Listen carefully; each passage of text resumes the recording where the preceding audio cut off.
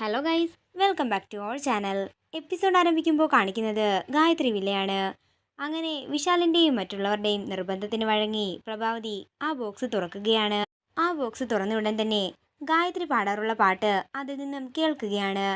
അതിൻ്റെ അകത്തുള്ള memory card കണ്ട് ഒരു ഞെട്ടലോടെ നിൽക്കുകയാണ് പ്രഭാവതി. ഇതൊരു മെമ്മറി കാർഡാണല്ലോ. അമ്മ എന്തെങ്കിലും കാര്യങ്ങൾ സൂക്ഷിച്ചു വെച്ചതായിരിക്കും. നമുക്ക് എന്താണെങ്കിലും ഇതിൻ്റെ അകത്ത് എന്താണെന്ന് നോക്കാം. ഞാൻ എൻ്റെ ലാപ്ടോപ്പ് പോയി എടുത്തിട്ട് വരാമെന്ന് പറഞ്ഞ് വിശാല് മുറിയിലേക്ക് പോവുകയാണ്. പിന്നീട് കാണിക്കുന്നത് ഗോപിനാഥിനെയാണ്. ഗോപിനാഥിന് തൻ്റെ കൈകൾ അനക്കാൻ സാധിക്കുകയാണ്. ഗോപിനാഥ് തൻ്റെ രണ്ട് കൈകളും അനക്കി നോക്കുന്നു. തുടർന്ന് ഗോപിനാഥിന് എഴുന്നേറ്റ് നിൽക്കാനും സാധിക്കുകയാണ്. അങ്ങനെ എഴുന്നേറ്റ് നിൽക്കുന്ന ഗോപിനാഥ് പ്രഭാവതി തന്നോട് പറഞ്ഞ കാര്യവും തന്നെ ഹോം നഴ്സിനെ വെച്ച് കൊല്ലാൻ ശ്രമിച്ച കാര്യവുമെല്ലാം ഓർത്ത് ദേഷ്യത്തോടെ നിൽക്കുകയാണ്. അതേസമയം വിശാല് തൻ്റെ ലാപ്ടോപ്പ് എടുത്തുകൊണ്ട് വരികയും ആ മെമ്മറി കാർഡ് അതിൽ കണക്ട് ചെയ്യുകയും ചെയ്യുന്നു. എന്നാൽ അത് തുറക്കാൻ വേണ്ടി ഒരു പാസ്വേഡ് ചോദിക്കുകയാണ്. പാസ്വേഡ് അറിയാമോ എന്ന് ഗാർഗി ചോദിക്കുമ്പോൾ അതിപ്പോ അമ്മയ്ക്ക് മാത്രമേ അറിയാൻ സാധിക്കൂ എന്ന് വിശാല് പറയുന്നു.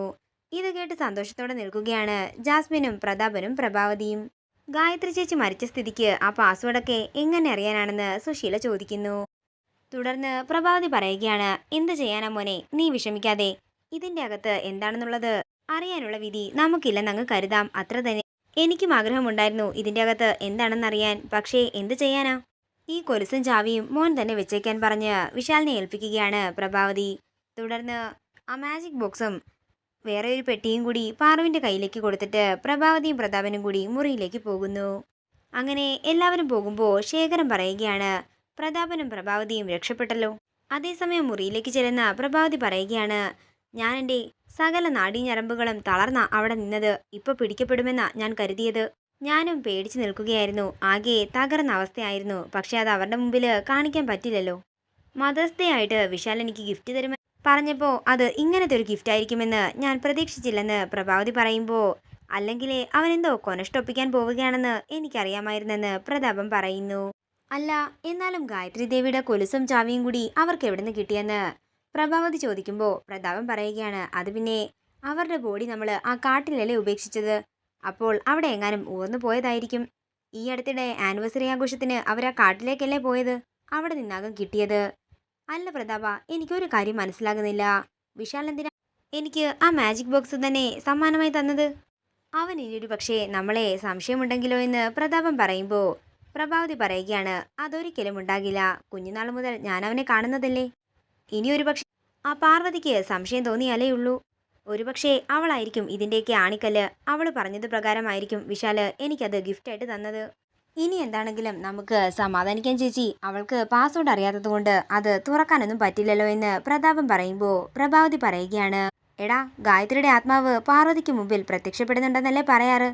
അപ്പോൾ എങ്ങാനും പാർവതി പാസ്വേഡിൻ്റെ കാര്യം ചോദിച്ച് അവർ പറഞ്ഞു കൊടുത്താലോ? നമ്മൾ എന്താണെങ്കിലും ചെയ്തത് അബദ്ധമായി പോയി ചേച്ചി. ആ മാജിക് ബോക്സും ചാവിയും ഒന്നും തന്നെ തിരിച്ചു കൊടുക്കണ്ടായിരുന്നു. നമുക്ക് അതെങ്ങനെയെങ്കിലും അടിച്ചു മാറ്റണമെന്നും പ്രതാപം പറയുന്നു. എടാ പ്രതാപ, നീ ആ ശേഖരൻ പറഞ്ഞത് കേട്ടായിരുന്നോ? നമുക്കെതിരെ വരാവുന്ന എല്ലാ തെളിവുകളും നമ്മൾ നശിപ്പിക്കണം, എത്രയും പെട്ടെന്ന് തന്നെയെന്നും പ്രഭാവതി പറയുന്നു. നേരം രാത്രിയാകുന്നു. പിന്നീട് കാണിക്കുന്നത് ടെൻഷനോടെ ഇരിക്കുന്ന വിശാലിനെയാണ്. അതേസമയം വിശാലിനുള്ള പാലുമായിട്ട് പാറു അങ്ങോട്ടേക്ക് വരികയാണ്. എന്താ വിശാൽ സാർ, എന്തു പറ്റിയെന്ന് പാറു ചോദിക്കുമ്പോൾ വിശാൽ പറയുകയാണ്, പാർവതി, ഈ പാലിൽ കുറച്ച് ഉറക്ക ഗുളിക കലക്കി നീ എനിക്ക് തരാമോ? 14 വർഷമായി ഞാൻ ഈ ഒരു അവസരത്തിന് വേണ്ടി കാത്തിരിക്കുകയായിരുന്നു. ഇന്ന് ആ മെമ്മറി കാർഡിലുള്ള കാര്യങ്ങളെല്ലാം എല്ലാവരുടെ മുമ്പിൽ കാണിക്കാം എന്നൊക്കെ ഞാൻ കരുതിയതാ. പക്ഷേ ഇന്ന് എന്തൊക്കെയാ സംഭവിച്ചതെന്ന് നീയും കണ്ടതല്ലേ. എന്നേക്കാളേറെ ആകാംക്ഷയും ഉത്കണ്ഠയും ഒക്കെ പ്രഭാവതി അമ്മയ്ക്കായിരുന്നു. അതിൻ്റെ അകത്ത് എന്താണെന്നറിയാൻ. അതിൻ്റെ അകത്ത് എന്താണെന്ന് എനിക്ക് എത്രയും പെട്ടെന്ന് തന്നെ കണ്ടുപിടിക്കണമെന്ന് വിശാൽ പറയുമ്പോൾ പാറു പറയുകയാണ്, വിശാൽ സാർ ഇപ്പോൾ സമാധാനമായിട്ടിരിക്കുക. അടുത്ത പ്രാവശ്യം ഗായത്രി അമ്മ എൻ്റെ മുമ്പിൽ വരുമ്പോൾ ഞാൻ ഈ കാര്യത്തെപ്പറ്റി സംസാരിക്കാം. അതിൻ്റെ ഉള്ളിൽ എന്താണെന്ന് നമ്മൾ രണ്ടുപേരും ചേർന്ന് കണ്ടെത്തിയിരിക്കും. ഇത് പാർവതി സാറിന് തരുന്ന വാക്കാണ്. അത്രയും പറഞ്ഞ് പാറു മുറിയിലേക്ക് പോവുകയാണ്. പിന്നീട് കാണിക്കുന്നത് മുറിയിലേക്ക് പോകുന്ന പാറു ഉദയനൂരമ്മയുടെ ചിത്രത്തിൻ്റെ താഴെ ആ മാജിക് ബോക്സ് വെക്കുന്നതാണ്. ഇന്ന് എല്ലാവരും സത്യങ്ങൾ അറിയുമെന്നാ കരുതിയതമ്മേ. പക്ഷേ ഈ മാജിക് ബോക്സ് തുറന്നിട്ടും ഒരു പ്രയോജനവും ഇല്ലാതായിപ്പോയി. അമ്മ ഞങ്ങളുടെ വിഷമം കാണണം. ഗായത്രിയമ്മ ഈ മെമ്മറി കാർഡിൻ്റെ അകത്ത് എന്ത് രഹസ്യമാ സൂക്ഷിച്ചിരിക്കുന്നതെന്ന് അമ്മ ഞങ്ങൾക്ക് കാണിച്ചു തരണം. അത്രയും പറഞ്ഞ് പാറു പ്രാർത്ഥിച്ചുകൊണ്ട് നിൽക്കുമ്പോൾ അങ്ങോട്ടേക്ക് ഗായത്രി വരികയാണ്. ദൈവമേ, ഞാൻ ദൈവമേനെ കാണണം എന്ന് തന്നെ ആഗ്രഹിച്ചിരിക്കുകയായിരുന്നു. ദേവൻ പറഞ്ഞതുപോലെ ഞങ്ങൾ ആ മാജിക് ബോക്സ് തുറന്നു. അതിൻ്റെ അകത്തുനിന്ന് ഒരു മെമ്മറി കാർഡും കിട്ടി. പക്ഷേ അത് തുറക്കണമെങ്കിൽ എന്തോ ഒരു കോഡ് വേണമെന്നാ വിശാൽ സാർ പറഞ്ഞത്. ഞാൻ പോയി വിശാൽ സാറിനെ വിളിച്ചോണ്ട് വരാം. എന്നിട്ട് ദേവം അത് പറഞ്ഞു കൊടുത്താൽ മതി. അത്രയും പറഞ്ഞ് പാറു പോകാനൊരുങ്ങുമ്പോൾ ഗായത്രി പറയുകയാണ്, പാർവതി നീ അവിടെ നിൽക്ക്. അതൊന്നും നിങ്ങളറിയാൻ സമയമായിട്ടില്ല. മോൾ എന്താണെങ്കിലും ആ മെമ്മറി കാർഡ് സൂക്ഷിച്ചു വെക്കണം. എൻ്റെ മരണത്തിന് പിന്നിലെ കാരണവും കൂടാതെ നമ്മുടെ ശത്രുക്കൾ ആരാണെന്നൊക്കെ നീ അറിയാൻ സമയമാകുന്നുണ്ട്. നീ ആ കാര്യം അറിഞ്ഞെന്ന് അവരറിയുമ്പോൾ അവര് പകച്ചു പോകും. നിന്നെയും വിശാലിനെയും അപായപ്പെടുത്താനും നോക്കും.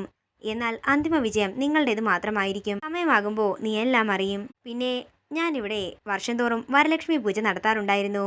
വിശാൽ സാർ എന്നോട് പറഞ്ഞെന്ന് പാറു പറയുമ്പോൾ ഗായത്രി പറയുകയാണ്, അതിനി മുതൽ മോള് വേണം നടത്താൻ. എൻ്റെ സ്ഥാനത്ത് നിന്ന് മോളത് നടത്തുമ്പോൾ കുടുംബത്തില് ധനവും സമ്പത്തും എല്ലാം തന്നെ വന്നു ചേരും. അത്രയും പറഞ്ഞ് ഗായത്രി അവിടെ നിന്ന് പോവുകയാണ്. തുടർന്ന് ഉദയനൂരമ്മയുടെ ചിത്രത്തിൽ നോക്കിക്കൊണ്ട് പ്രാർത്ഥിക്കുന്ന പാറുവിനെ കാണിച്ചുകൊണ്ട് ഇന്നത്തെ എപ്പിസോഡ് ഇവിടെ തീരുകയാണ്. വീഡിയോ ഇഷ്ടമായെങ്കിൽ മറക്കാതെ ലൈക്ക് ചെയ്യുക, ഷെയർ ചെയ്യുക, കമൻറ്റ് ചെയ്യുക. കൂടുതൽ സീരിയൽ അപ്ഡേറ്റ്സിനായി മറക്കാതെ സബ്സ്ക്രൈബ് ചെയ്യുക നയൻസ് ക്രിയേഷൻസ്.